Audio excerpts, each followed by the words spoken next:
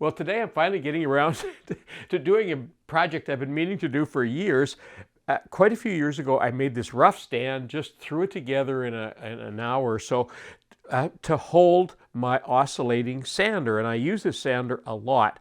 And I've been meaning to do something more permanent. There's always bits and pieces that I don't know where to put, and they get in the wrong places, and I misplace them for a while.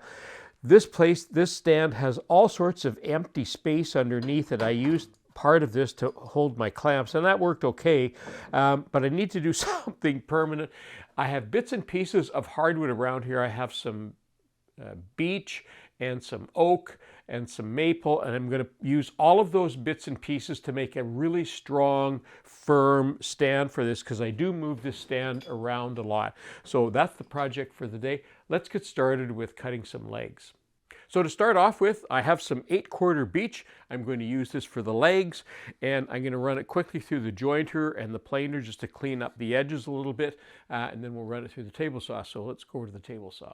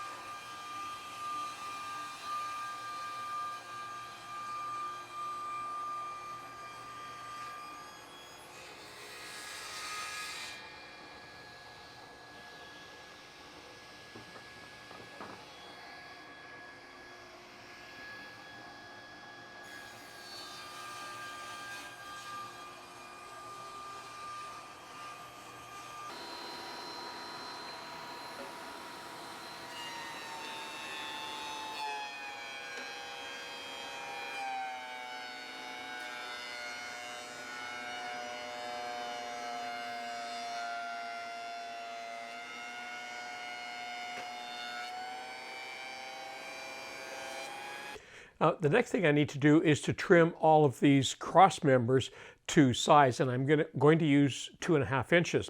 And I'm going to use my auto cut feeder here because it's such a handy thing.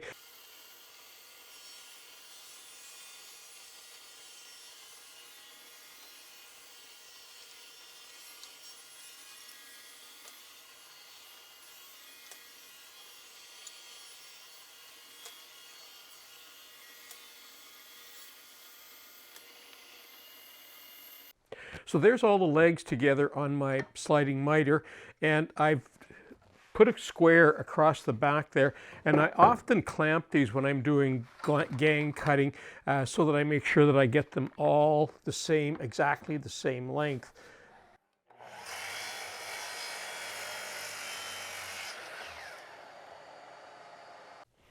And these will be the cross members.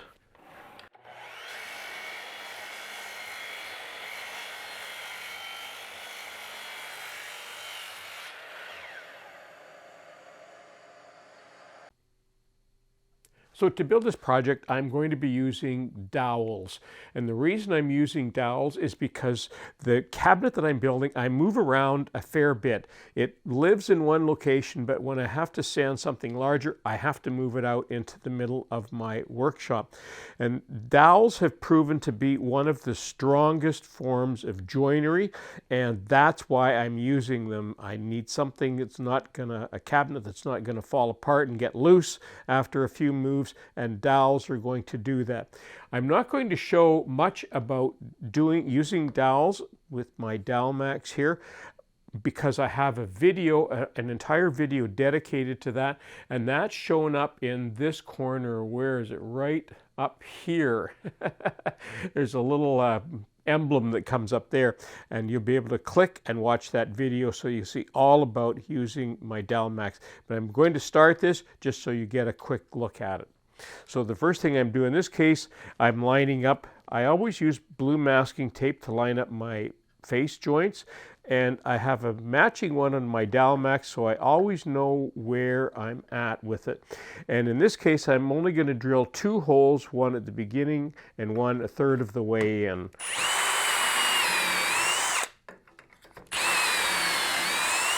And I will be drilling matching holes, of course, on the cabinet pieces.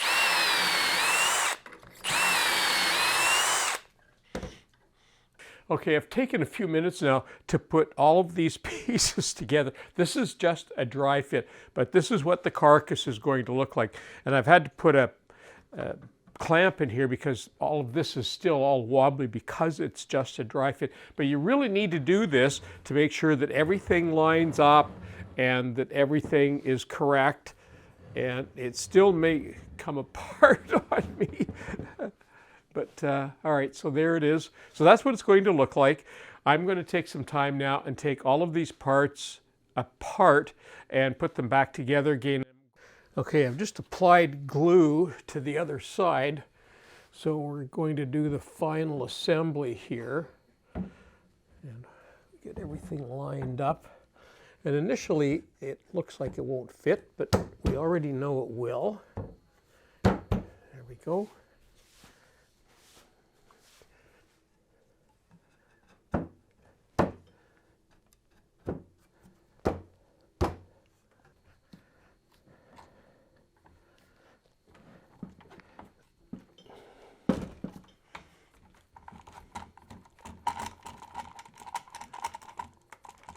Okay, that looks pretty square. Yeah.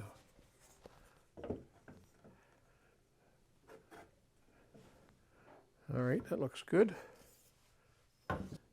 Well, I made a mistake. I'm famous for making mistakes, and this is no mistake in woodwork is ever unrecoverable.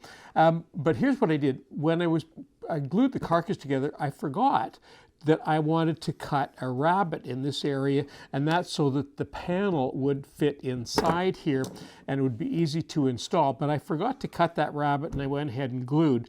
And I've looked at all sorts of ways of how can I cut that rabbet. It's not easy because there's all these cross members and so on all the way. So the next thing, easiest thing, and actually arguably the prettiest thing to do would be to add a little strip of wood like this all the way around. Pretty simple to do.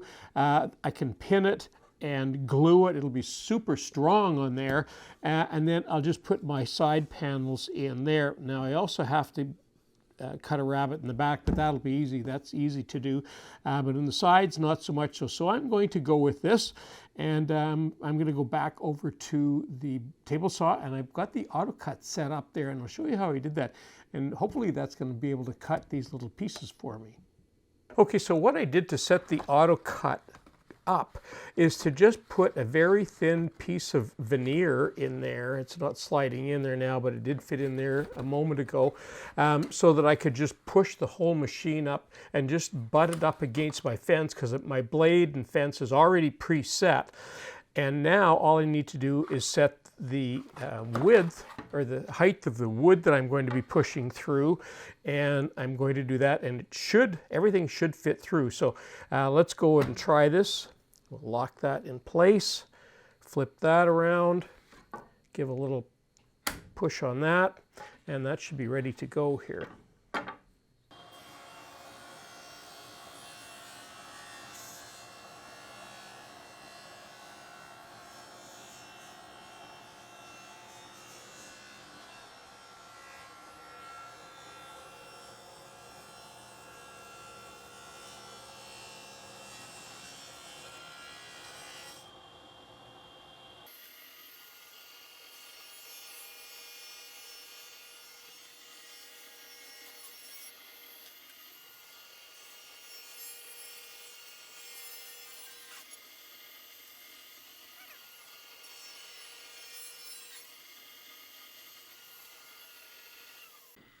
Now these little pieces need to be square. You can't really see them there. There they are there. These need to be square. So I'm going to feed them in again. Hopefully we'll be able to do that. The first set went through really quickly. I'm going to I can notice I can speed the machine up as I'm cutting. So I'm going to be doing that as well.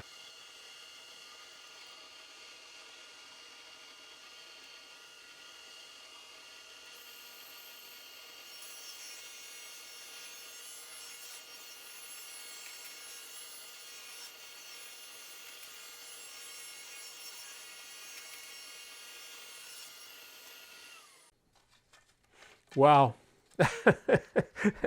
that is brilliant. I'm going to do a tiny bit of sanding on these, and they're ready to trim up. Okay, I've made a little bit of progress, and what I've done this off camera because there's really not a lot to see. I've cut a couple of strips in here, so I kind of like this because we have a few more reveals in here that are going to add a bit of depth to the side of this cabinet.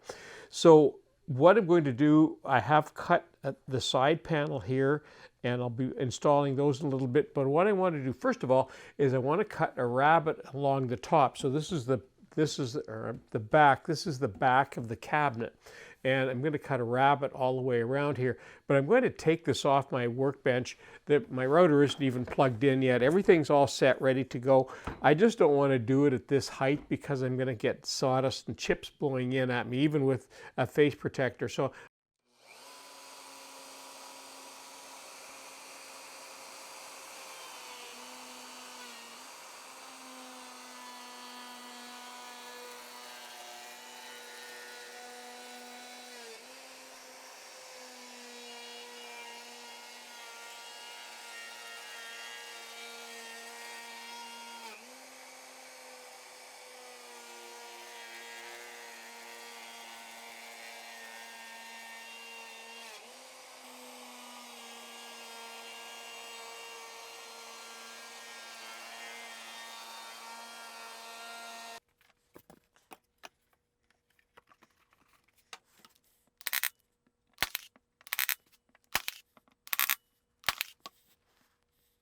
well, I want to stop and take a moment now to show you where we're at. So I've put the side panels in, and as you can see, they're flush with the sides, and that's so that I can put drawers in. Now, this is what the sides look like, and there's the little strips that I had to put in so I could glue these panels in. It actually looks quite nice with all the reveals in there and the shadows and so on. It gives a really nice visual 3D effect in there. Now, had I remembered to cut the rabbets in there earlier, this is what the panel would have looked like, recessed in there, and that's what I did on the back, as you already saw.